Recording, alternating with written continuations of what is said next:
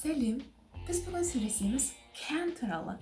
Can жасай аламын, менің қабілеттерім. Мен не жасай аламын? Формуласы.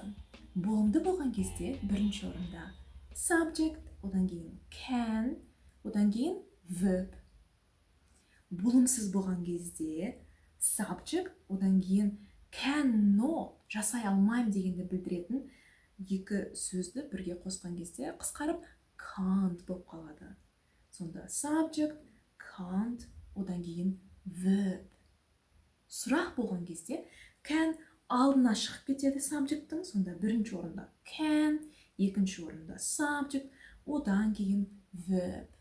Қысқа жауабы yes I can, no I can't.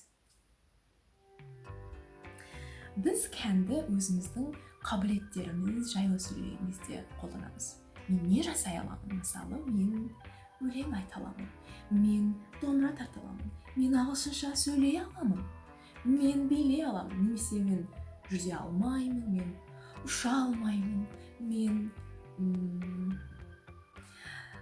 сонда мысалы I can play the домбыра. I can sing and I can dance. I can speak English. Жасай алмаймын десем, I can't swim. I can't swim. I can't fly.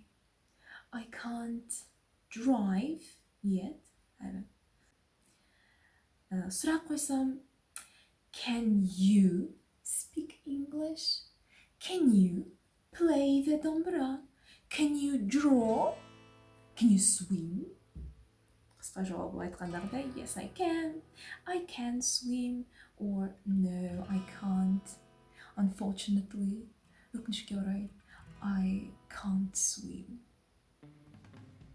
Енді осы жаңа грамматиканың формуласын жаттап алыңыздар жақсылап, одан кейін өздеріңізбен жаттығыңыздар, немесе біреу болса біреумен сөйлемдер құрастырыңыздар, болымды болымсыз сұраулы қылып, комментке жазсаңыздар болады өздеріңіздің қабілеттеріңіз жайлы. Не жасай аласыздар? What can you do? Не жасай алмайсыздар? Және де сұрақ құрастырыңыздар, мүмкін басқалары сізге жауап береді. Ал мен сіздерді келесі сабақта көремін. See ya. Bye.